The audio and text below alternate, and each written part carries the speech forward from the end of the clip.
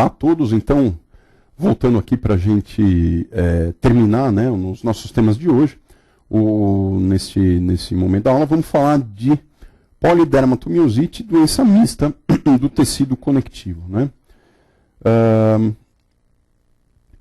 Polidermatomiosite, então, né, como é que a gente define, né? Como o próprio nome diz, são doenças que têm como principal alvo, né, o tecido muscular. Então agora nós vamos falar mais de músculo do que de qualquer outra coisa aqui. São doenças autoimunes também, inflamatórias não supurativas, né, como se diz, que estão classificadas dentro do grupo das miopatias inflamatórias. Né? Então estão aqui a poli e a dermatomiosite. Né? A gente tem algumas outras miopatias inflamatórias idiopáticas, né, que são a dermatomiosite juvenil, a miosite associada a neoplasias, a miosite por doenças do colágeno, então, por exemplo, lúpus com miosite, por exemplo, entraria aqui.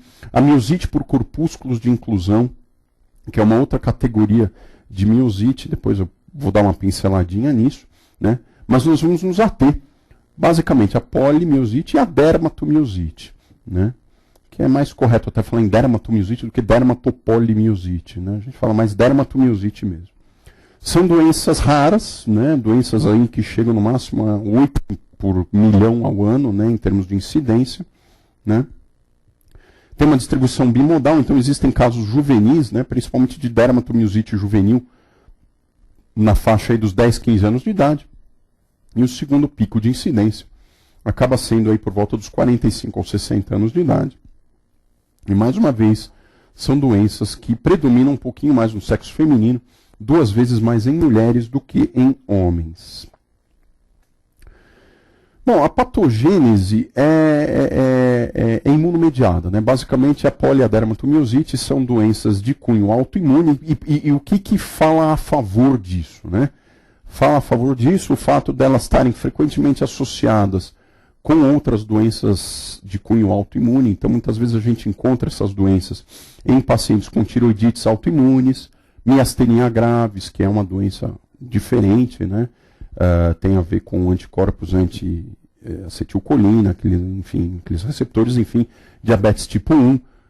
Então, a associação de polidermatomiosite com doenças dessa natureza reforça, né, a possibilidade dela ser realmente uma doença imunomediada. E, além disso, a gente sabe que tem autoanticorpos circulantes. Né? Mais para frente nós vamos comentar os principais deles também. Existem fatores genéticos associados, como em grande parte das doenças do conectivo, né? Aqui no caso o HLA-DR13 e o HLA-DR52, que são alguns alelos da classe 2, né, do HLA, podem ter associação com essas miopatias inflamatórias autoimunes. Bom, como nós comentamos, né, do ponto de vista clínico, né, a poli e a dermatomiosite são doenças que acometem primariamente o tecido muscular, né? Então, falando primeiramente da polimiosite, que é uma doença mais exclusivamente muscular mesmo, o principal achado clínico dessa doença é a fraqueza muscular. Né? A inflamação muscular induzida pela polimiosite se reflete muito mais em fraqueza do que em dor. Né?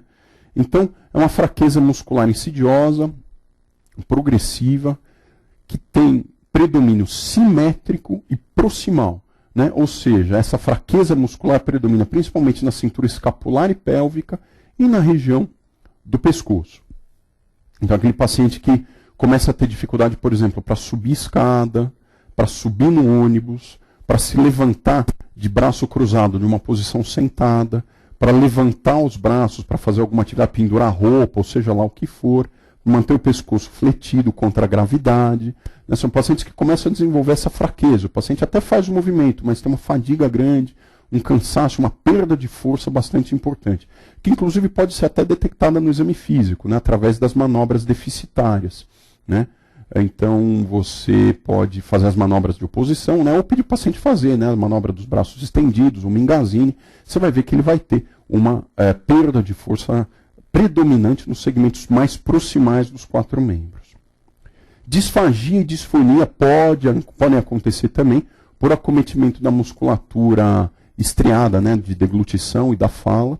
O fenômeno de Raynaud está presente também em um certo número de casos, tá? A gente vê isso com frequência. E a polimiosite, apesar de ser uma doença que predomina o acometimento muscular, alguns acometimentos viscerais podem aparecer também. E o acometimento visceral principal é o pulmonar, novamente, na forma de uma pneumonite intersticial. Tá? E é importante lembrar que o coração, como víscera muscular, também pode ser acometido pela polimiosite. Então, há casos de pacientes com polimiosite que têm alterações do eletrocardiograma, que fazem arritmias supraventriculares e mesmo cardiomiopatias com ICC. Né? Então, o acometimento cardíaco também pode aparecer. Aqui eu coloquei nesse slide uma observação só para fazer um comentário breve sobre a questão da miopatia por corpúsculos de inclusão. O que vocês precisam saber dessa miopatia por corpúsculos de inclusão? Que é uma miopatia que geralmente acomete mais idosos, numa faixa mais extrema de idade para frente, e que, em oposição à polimiosite, ela produz uma fraqueza distal. Geralmente ela é de predomínio distal e não tão simétrica quanto a da polimiosite. Geralmente é uma fraqueza mais distal, onde o paciente tem uma queda da mão e tal, e é mais assimétrica ou eventualmente focal. E por que se chama corpúsculos de inclusão? Porque se você fizer uma biópsia muscular, nesses pacientes você vai encontrar determinados corpúsculos de inclusão nas fibras musculares que caracterizam histologicamente essa síndrome. Tá? Mas só é o que vocês precisam saber sobre isso, né, em contraposição à questão da polimiosite, que é o que nós estamos falando. Já na dermatomiosite, né, como o próprio nome diz, além das manifestações musculares que a gente acabou de ver, nós vamos ter manifestações cutâneas também desta doença, que são variadas. Né?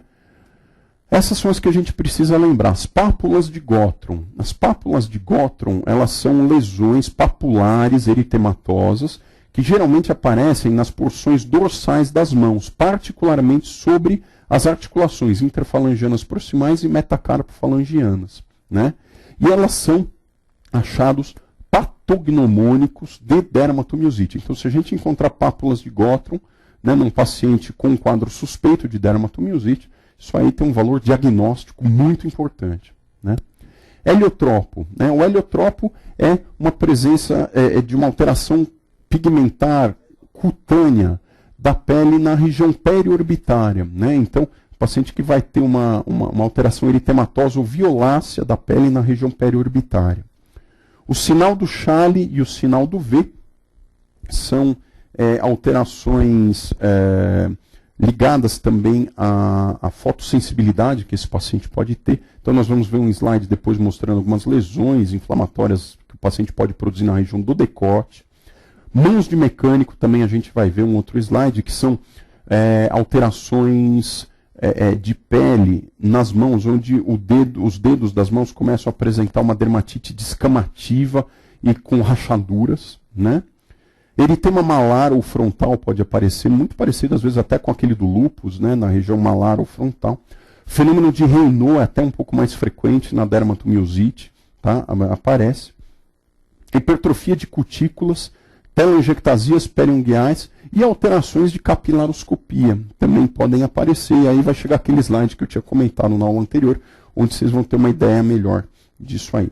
Então aqui, mostrando uma paciente com heliotropo, né, uma paciente com dermatomiosite, mostrando uma coloração vermelho arroxeada bastante proeminente aqui em volta das órbitas dessa paciente, pegando pálpebra superior, né, e a região do entorno orbitário. Né. Então, para ilustrar o heliotropo. Aqui as pápulas de Gottron, né, que são, como eu falei, achados patognomônicos da dermatomiosite. Então você pode ver que em toda a extensão das metacarpofalangianas, nas interfalangianas proximais, mesmo um pouquinho nas distais, vocês veem essas lesões papulares, né, eritematosas nessa região, num paciente com dermatomiosite. Então, que pápulas de Gottron, você pode até ver um pouquinho de hipertrofia cuticular aqui, ó, que esses pacientes muitas vezes fazem. Ó, tá vendo? Nesse slide dá para a gente apreciar isso também, um pouquinho aqui dessa hipertrofia de cutículas que também pode aparecer nesses pacientes.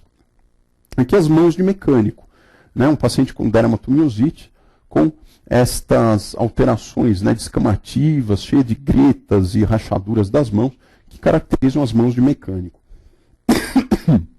Essa doença, esse achado de mãos de mecânico está frequentemente associado a uma síndrome que eu vou comentar mais para frente, que se chama síndrome antissintetase, né? Que é uma síndrome tem algumas características em especial que mais ao final eu vou comentar com vocês.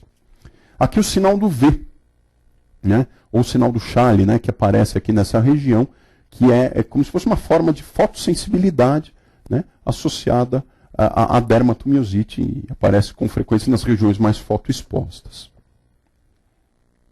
E aqui, aquele slide da capilaroscopia que eu tinha comentado com vocês, né? Aqui, nesse canto superior esquerdo, a gente observa uma capilaroscopia normal, né? Então, se vocês olharem de perto, vocês vão conseguir ver que aqui na região periungueal existe uma série de alças capilares, né? Que vão até a borda e voltam, né? Elas têm uma reflexão e com uma característica normal, sem deleções, sem ectasias capilares ou oclusões. Imediatamente ao lado aqui, no canto superior direito, a gente tem um padrão da esclerose sistêmica, que é aquele padrão SD que eu tinha comentado com vocês. Então aqui vocês podem, comparando com a região aqui do lado, vocês vão ver que tem capilares dilatados, ectasiados, né, e com deleções. Quer dizer, você não tem alças capilares tão regulares quanto aqui, você tem áreas de deleção capilar. Isso aqui é o padrão SD que a gente encontra na esclerose sistêmica. Os dois aqui de baixo são padrões que a gente encontra na dermatomiosite, que são padrões mais bizarros, né, em formas de arbustos, formações vasculares mais bizarras, né, aqui e principalmente aqui, né, vocês podem ver que é uma desorganização grande, né, da rede capilar periungueal, né, nessa região, tá bom? Então, aqui para ilustrar para vocês o que a gente acaba vendo numa capilaroscopia. A dermatomiosite, além dos quadros musculares da polimiosite cutâneos que a gente já apreciou, também pode produzir manifestações viscerais. E, novamente, né, a mais comum é a fibrose intersticial pulmonar, que é mais frequente até do que na polimiosite, né, e está associada à presença desse anticorpo, que se chama anticorpo anti-Jo1, né, que é um anticorpo de alta especificidade para miopatias inflamatórias autoimunes, e a presença dele, tanto na polimiosite quanto na dermatomiosite, aumenta o risco desse paciente ter fibrose intersticial pulmonar. A dermatomiosite juvenil, né, que é aquela que se instala na fase ali dos 10, 15 anos de idade, tem algumas características peculiares adicionais também. Então, além de tudo isso que a gente já viu, esses pacientes com dermatojuvenil, eles costumam ter vasculites mais frequentes, principalmente de pele e trato gastrointestinal, calcificações ectópicas, então várias calcinoses de partes moles eles costumam ter, e lipodistrofias, alterações distróficas do tecido gorduroso. Tá? E, da mesma forma que a gente tem esclerose sistêmica sin esclerodermia, a gente também tem algumas formas mais raras de dermatomiosite amiotrófica, ou dermatomiosite cinemiosite. Quer dizer, você tem achados cutâneos de dermatomiosite sem sintomas musculares, né? Então você pode encontrar todos aqueles achados cutâneos que eu falei, mas o paciente não tem acometimento muscular absolutamente nenhum. Então aqui ilustrando o paciente com dermatojuvenil, dermatomiosite juvenil, né? Mostrando várias calcinoses subcutâneas aqui, né? Aqui vocês podem ver vários pontinhos brancos, né? Fistulizando, enfim, são calcinoses num paciente com dermatomiosite juvenil. Só para ilustrar. Muito bem, exames complementares, então, né? O que a gente precisa pedir, né? O que exames podem contribuir para o diagnóstico da doença? Em primeiro lugar, né, em todas elas, a gente tem um aumento de enzimas musculares, né? E a principal enzima muscular é sempre a creatinofosfoquinase, a chamada CPK, né? Que é um principal parâmetro, né, de atividade muscular da doença. Existem outras enzimas que também podem ser pedidas, a TGO, também é uma enzima muscular, a DHL, a desidrogenase lática, e a aldolase, né, que são enzimas musculares também. Mas se tiver que escolher uma delas, a principal é a CPK. Nós podemos pedir também, para avaliação desses pacientes com polidermatomiosite, um exame eletroneuromiográfico, né, onde, lógico, a seção miográfica vai ser o que vai mais interessar. Algumas alterações podem ocorrer nesses pacientes que podem sugerir o diagnóstico de uma miopatia inflamatória autoimune. Então, por exemplo, uma atividade insercional, né, aumentada com várias fibrilações musculares, descargas de alta frequência, bizarras, né?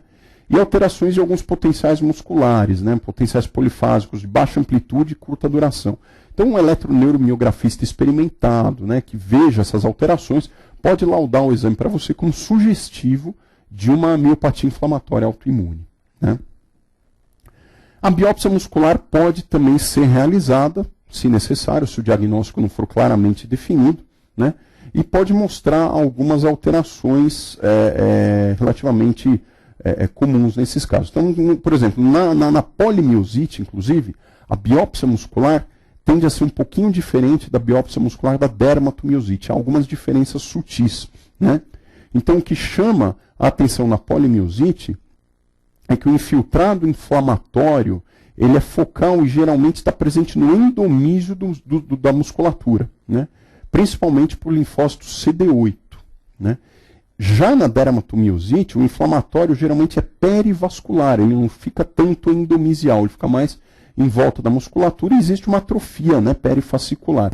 E esse infiltrado na dermatomiosite mais de linfócitos B e CD4. Né? Então parece que existem algumas peculiaridades do ponto de vista imunológico que diferenciam também uma doença da outra.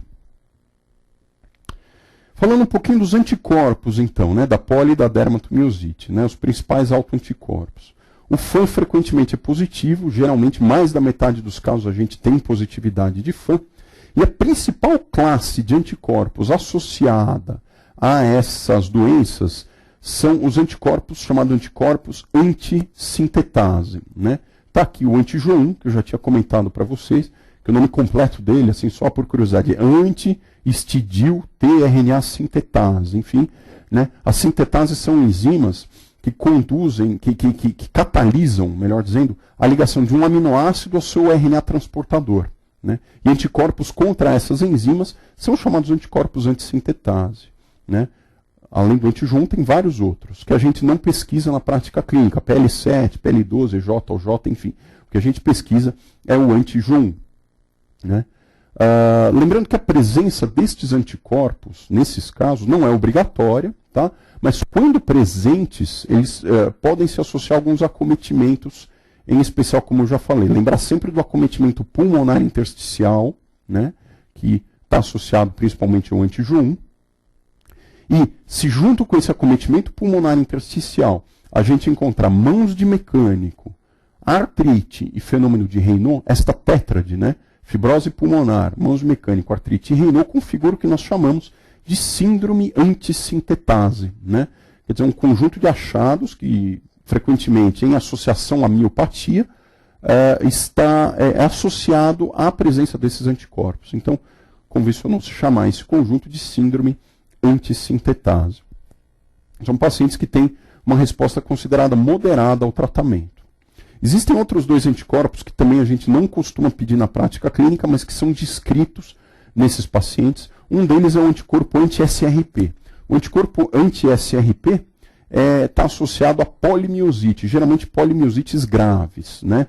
Quadro muscular agudo, uma fraqueza importante, com acometimento cardíaco e um prognóstico mais limitado. Já os anticorpos Mi2, eles estão associados à dermatomiosite, né? E esses pacientes que têm Mi2 costumam ter o sinal do Charlie e o sinal do V com mais frequência e um supercrescimento cuticular mais evidente. E quando tem Mi2 positivo, esses pacientes costumam ter um prognóstico melhor ao tratamento, tá? Lembrando que todos esses anticorpos, antissintetase, anti-SRP e anti-Mi2, são específicos para miopatias inflamatórias autoimunes primárias. Ok? Estou aqui abordando um pouquinho os critérios de classificação. Os critérios de classificação da polidermatomiosite foram elaborados na década de 70, em 1975, por Bohan e Peter, né? Esses critérios foram modificados pelo Colégio Americano de Reumatologia um pouco mais recentemente, mas fundamentalmente eles continuam os mesmos, né? Eles são 6 critérios: fraqueza muscular proximal simétrica, elevação de enzimas musculares, anormalidades eletroneuromiográficas, biópsia muscular compatível, presença de anticorpos miosite específicos, que são aqueles que eu acabei de comentar, e o rastro cutâneo típico da dermatomiosite, né? Principalmente Gottron ou heliotropo. A gente diz que o paciente tem uma doença possível quando ele tem 2 critérios, provável quando tem 3 e definida quando tem pelo menos 4. Ok? Lembrando que, modernamente, a ressonância nuclear magnética pode propiciar dados a respeito de atividade inflamatória muscular, né? Então, se a gente tiver disponível e tiver uma ressonância compatível com um quadro inflamatório muscular, ela pode substituir o primeiro ou o segundo critério, tá bom? E se o critério 6 for positivo, obviamente tiver um rastro cutâneo, ele vai ser classificado como dermatomiosite e não polimiosite, desde que tenha acometimento típico da dermatomiosite, ok? Importante a gente sempre estabelecer o diagnóstico diferencial, porque muitas vezes esses pacientes chegam com quadros agudos, né, de perda de força muscular, elevação de enzimas, e você ainda não tem dados clinicamente suficientes para suspeitar exatamente de uma doença autoimune. Então, antes da gente fechar o quadro como uma doença autoimune, a gente sempre tem que afastar estes diagnósticos aqui. Então, a gente sempre acaba pedindo uma propedêutica complementar para tentar avaliar e descartar isso aqui. Então, por exemplo, infecções, miopatias virais, infecções fúngicas ou toxoplasmose podem causar miopatias, né? Então, eu sempre pedi um HIV, pedi alguma sorologia para tóxico, enfim. Criptococose é mais raro, a gente vai pensar em pacientes mais imunossuprimidos mesmo. Mas pelo menos uma sorologia para HIV e tóxico a gente acaba pedindo. Drogas, tem várias drogas com potencial tóxico para o músculo, né? Então, álcool, por exemplo, estatinas, acho que são as campeãs, né? É do conhecimento de todos vocês que o uso de estatina pode produzir um quadro miopático, fibratos também, muitas vezes, inclusive em associação com as estatinas, podem causar. Corticoides em dose muito, muito alta podem levar a miopatia também. Cocaína, a própria cloroquina, embora seja rara, ela pode produzir uma miopatia também, mas é muito difícil.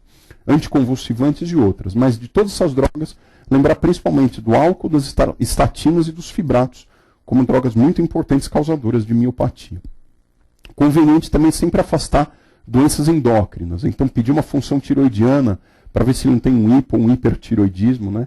Lembrando que no hipotiroidismo é muito frequente a elevação de enzimas musculares na casa dos 4 dígitos. Então, o paciente com hipotiroidismo descompensado pode ter uma CPK de 1.000, 2.000, 5.000, às vezes sem muita fraqueza evidente, então isso aqui tem que ser investigado. Hiperpara e Cushing deve ser investigado. Também, eventualmente, a acromegalia pode causar miopatia.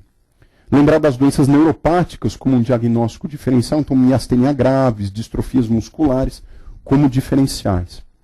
Síndromes paraneoplásicas, a gente não pode esquecer nunca, né? Eu vou reforçar isso depois com vocês. Né? No caso, por exemplo, da dermatomiosite em mulher de meia idade, sempre tem que se pensar em neoplasia, principalmente neoplasia de ovário, embora em outros indivíduos, né, do sexo masculino, outras neoplasias devam ser descartadas também. Então a gente sempre tem que ter atenção para quadros paraneoplásicos como causadores desses quadros musculares. Tem outras coisas mais raras, né, miopatias mitocondriais, erros inatos, mas enfim, o mais importante é isso aqui que eu falei com vocês, sempre. Infecções, drogas, neoplasia e doenças endócrinas, né? O diferencial mais importante que a gente tem que ter nesses casos. Muito bem, como é feito o tratamento então da polidermatomiosite? Né?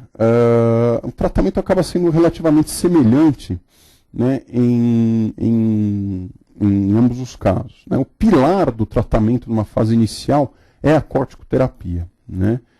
Então, um indivíduo com uma fase aguda importante, com inflamação muscular, perda de força muscular, sempre dá corticoide. Muitas vezes, dependendo da gravidade do quadro, a gente dá um pulso de metilprednisolona antes, 1 grama por dia por 3 dias, e depois mantém na dose inicial de 1 miligrama por quilo dia de prednisona, geralmente, embora em crianças essa dose possa ser até maior, chegar a 2 miligramas por quilo, né? E aí para você tirar um indivíduo de atividade. Muitas vezes, se a doença não é grave, não tem envolvimento visceral importante, nada do tipo, você, às vezes, só com o corticoide você consegue controlar. Você vai desmamando lentamente, às vezes até conseguir tirar tudo. Mas pode ser que esse indivíduo tenha um envolvimento visceral mais importante, por exemplo, um quadro miocárdico, por exemplo, ou que ele tenha uma refratariedade ao desmame do corticoide, vamos dizer assim. Você está tirando o corticoide, chega ali em 15, 10 miligramas, a doença é reativa. Então, nesses casos, a gente tem que entrar com imunossupressores, né? Os mais usados são esses dois primeiros, metotrexate e azathioprina, têm sido os de escolha para associação ao corticoide, ou no momento inicial do tratamento ou no desmame. Tá? O mofetil pode ter também algum efeito, e a ciclofosfamida, em casos muito graves, também pode ser usado. No caso da dermatomiosite, a cloroquina e a fotoproteção são importantes, também porque ajudam a controlar as lesões cutâneas da dermatomiosite. Se você tiver fazendo já uso de um imunossupressor, por exemplo, corticoide e azathioprina, você está desmamando o corticoide, paciente reativa, o que você pode fazer? Você pode associar o metotrexate, é uma opção. Você pode tentar fazer o metotrexate mais a azathioprina e depois voltar a desmamar o corticoide. Se mesmo assim o paciente se mantiver refratário, você pode trocar de imunossupressor ou pensar na terapia biológica. Tá? E dentro dos imunobiológicos, a principal escolha hoje em dia é o rituximab, né? O agente anti-CD20 tem sido mais usado, né, nesses casos refratários, embora os anti-TNFs possam ser usados, mas o rituximab tem sido a principal escolha dentro dos imunobiológicos. Né? Em casos muito graves, ou, por exemplo, que tem infecção junto, que você não consegue, naquele momento, usar um imunossupressor mais potente, a gama-globulina EV ou a plasmaférese podem ter papel no tratamento também, embora seja, no caso da gama-globulina, uma opção extremamente cara. Né? Ok? Muito bem. Dá uma pincelada agora sobre a doença mista do tecido conectivo. Né? O que eu vou falar mais desta entidade é mais sobre alguns conceitos que a gente tem que ter e alguns critérios diagnósticos para vocês entenderem o que é a doença. Porque, como o próprio nome diz, ela é uma doença, uma entidade nosológica específica que tem características de algumas doenças do tecido conectivo, né? Lúpus, polimiosite e esclerose sistêmica. Né? Agora, o tratamento dela, eu não vou entrar em grandes abordagens, porque o tratamento vai depender do tipo de acometimento que o paciente tem. Então, se ele tem um polo mais polimiosítico, você vai tratar como uma miosite, né? E assim por diante. Tá bom? Então, é mais uma pincelada mesmo. Quais são os conceitos importantes que eu gostaria que vocês tivessem? Diferenciar uma síndrome de superposição, de uma conectivopatia não definida e da própria doença mista do tecido conectivo. Isso é importante da gente saber. Em primeiro lugar, temos que definir o que é uma síndrome de superposição ou um overlap. É aquele paciente que tem critérios diagnósticos para duas doenças distintas ao mesmo tempo. Então, por exemplo, AR, artrite reumatoide mais lúpus, né? Ou uma escleromiosite, por exemplo, esclerose sistêmica com miosite. Ele fecha critérios para duas doenças simultaneamente. Na conectivopatia não definida, que também é chamada de doença indiferenciada do tecido conectivo, é aquele caso do paciente que tem evidências de colagenose, mas não chega a fechar critérios para nenhuma doença. E o exemplo mais típico, que a gente vê com mais frequência, é aquele paciente que está numa fase ainda muito inicial de uma esclerose sistêmica, que não chega a definir critérios nem naqueles critérios novos que eu falei de 2013. Então, por exemplo, paciente que tem um fenômeno de Raynaud, sem lesão digital, sem nada, com FAN centromérico e mais nada, né? Sem alterações cutâneas ou viscerais de esclerodermia. Né? Então, esse paciente pode ser classificado como tendo uma doença indiferenciada do tecido conectivo ou uma conectivopatia não definida. Já a doença mista do tecido conectivo propriamente dita é uma doença em si mesma, uma doença bem definida, com critérios bem estabelecidos e que, como eu disse, incorpora achados de lúpus, esclerose sistêmica e polimiosite. Então, essa diferença a gente tem que ter em mente. Então, eu vou demonstrar aqui só, assim, tem vários critérios diagnósticos ou de classificação para a doença mista. Né?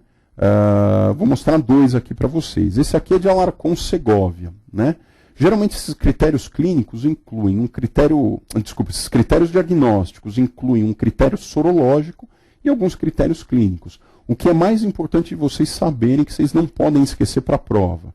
Os critérios sorológicos sempre exigem a positividade do anti-U1-RNP ou simplesmente anti-RNP em títulos elevados. No caso aqui de Alarcon-Segovia, acima de 1 para 1.600.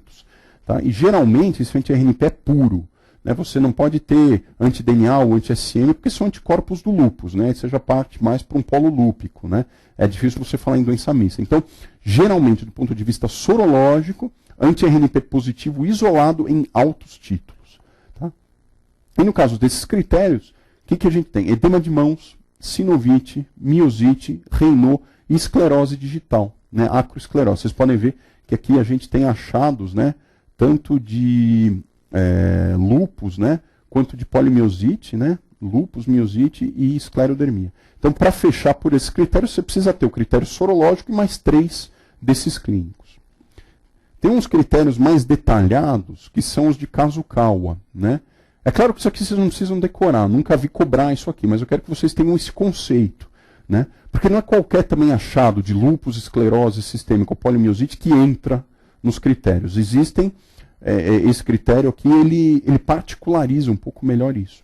Então a gente tem 3 domínios nesses critérios. Um deles chama-se sintomas comuns, que englobam o quê? Fenômeno de Raynaud, edema de mãos ou edema de dedos. O fenômeno de Raynaud na doença mista é extremamente importante, bastante severo geralmente. Tá?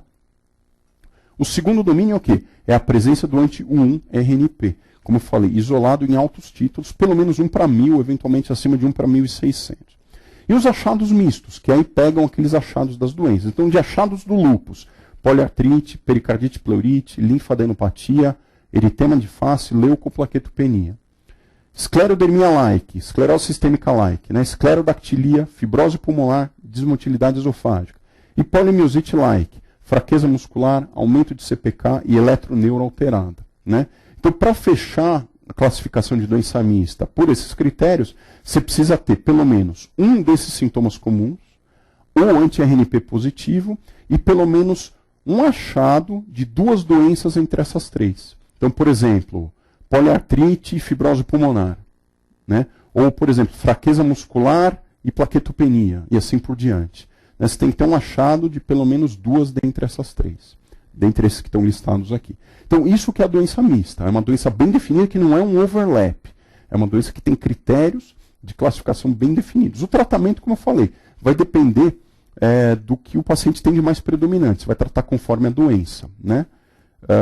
Mas é isso. E o mais importante de tudo é lembrar dessa questão do anti-RNP para a prova, né, que tem que ser um RNP isolado em altos títulos. Muito bem, então vamos comentar algumas questões a respeito desses temas, tá, para a gente fechar a nossa aula. Uma paciente de 56 anos comparece à consulta referindo dificuldade de pentear o cabelo, levantar de uma cadeira ou do chão, mialgias, artralgias e mal-estar. Ao exame, são observados coloração roxo-azulada em pálpebras superiores e pápulas de Gottron em metacarpo-falangianas, joelhos e cotovelos. Entre as doenças a seguir, qual deve ser majoritariamente investigada nesta paciente? Né? Então, como falei, é uma paciente de meia idade que tem um quadro de dermatomiosite. Eu acho que pelo que a gente expôs na aula, vocês não vão ter dúvida disso. Né? Quer dizer, fraqueza muscular, heliotropo, Gottron, né, que é um achado patognomônico. Então, lembrando aquilo que eu já comentei na aula, a gente nunca pode deixar de pensar em doença paraneoplásica quando a gente tem dermatomiosite numa mulher nessa faixa etária. Né? Então, obrigatoriamente, a gente tem que afastar a neoplasia, porque a dermatomiosite pode ser uma manifestação paraneo. E aí, tratando a neoplasia, a dermatomiosite melhora. Né? E entre todas as neoplasias, a mais importante, a mais fortemente associada, é a neoplasia de ovário, portanto, aqui, a alternativa D de dado. É claro que outras neoplasias podem também se associar, então você tem que fazer uma pesquisa das neoplasias mais prevalentes naquela faixa etária e sexo, né? Porque no homem também vale a pena você fazer. Mas a mais comumente presente é a neoplasia de ovário. Não podemos esquecer disso. Uma mulher de 20 anos vem ao consultório referindo cianose nas mãos há 1 ano. Refere que há 3 meses iniciou o quadro de edema e hiperemia das articulações das mãos, associados à fraqueza muscular, disfagia e dispneia aos esforços. laboratorialmente apresenta anti-RNP 1/1000. Das alternativas a seguir, qual é incorreta diante da principal hipótese diagnóstica? Então, é uma mulher jovem que vem com fenômeno de Raynaud, né?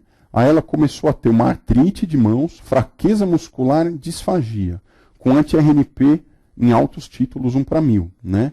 Quer dizer, muito provavelmente, dentro do que eu expus para vocês, vocês têm que pensar na hipótese de doença mista do tecido conectivo, né? Porque ela tem aqui achados de esclerose sistêmica, polimiosite, lúpus, Raynaud e um anti-RNP bastante elevado, né? Então, qual a incorreta? A.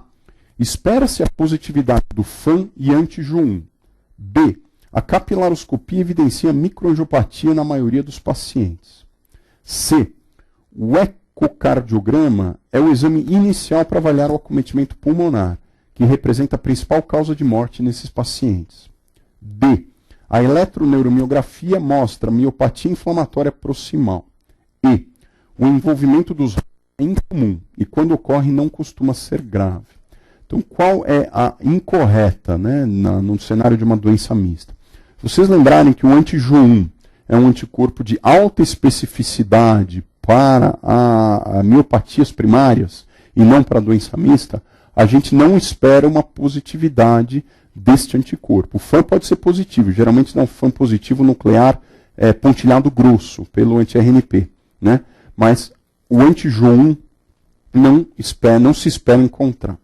A capilaroscopia, como o indivíduo com doença mista tem achados de esclerose sistêmica e Raynaud, ela também pode mostrar alterações, né? Você pode ter também aquele padrão SD, ou mesmo padrões mais bizarros, na doença mista do tecido conectivo, né?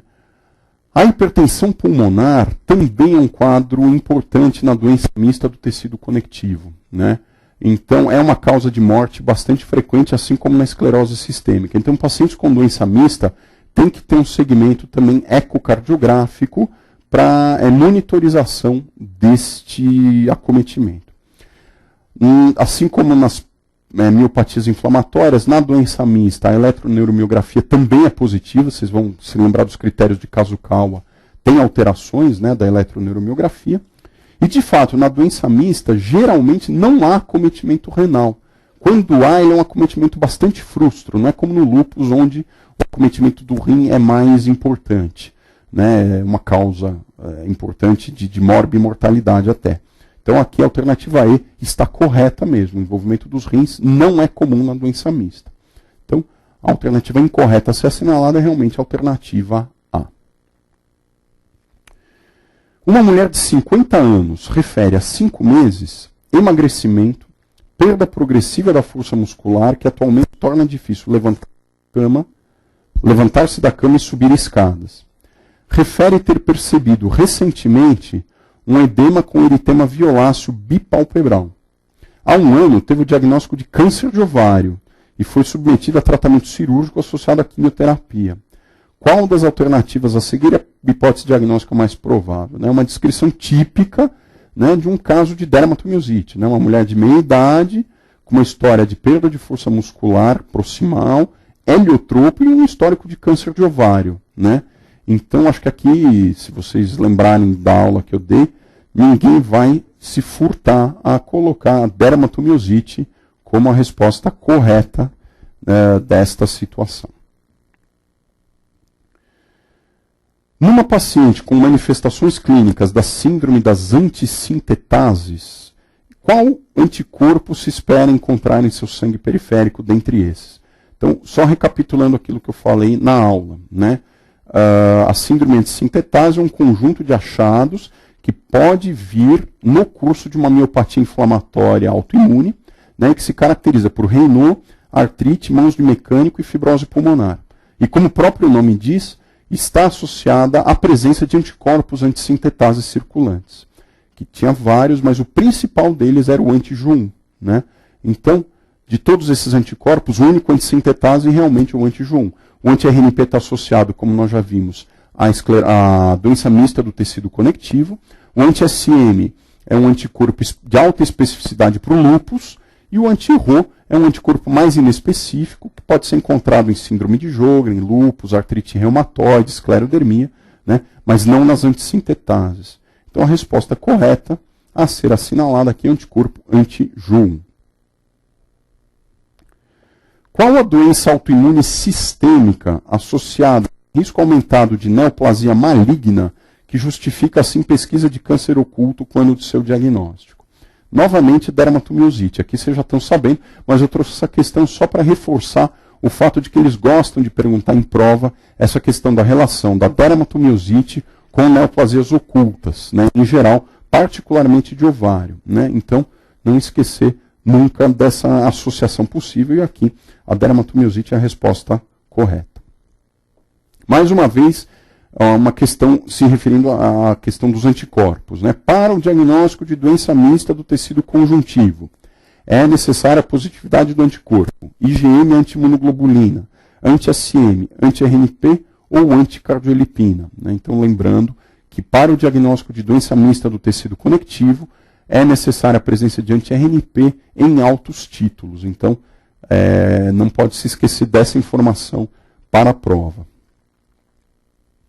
Lesões descamativas e hiperemiadas sobre as superfícies extensoras das articulações metacarpofalangianas são patognomônicas de lúpus, Sjögren, poliarterite nodosa ou dermatomiosite. Né? Como vocês vão se lembrar, essa é uma descrição das pápulas de Gottron, que são achados patognomônicos de dermatomiosite. Então, alternativa D de dado. Muito bem, gente. É isso que eu tinha para falar para vocês aqui ao longo do nosso curso extensivo. Eu espero ter podido apresentar um conteúdo aí que ajude vocês para a prova, e não só para a prova, para a vida também, né, em algumas situações. Eu fico à disposição de vocês e espero que vocês todos tenham bons estudos e consigam fazer uma boa prova no final do ano, ok? Muito obrigado pela atenção de vocês e um bom fim de semana.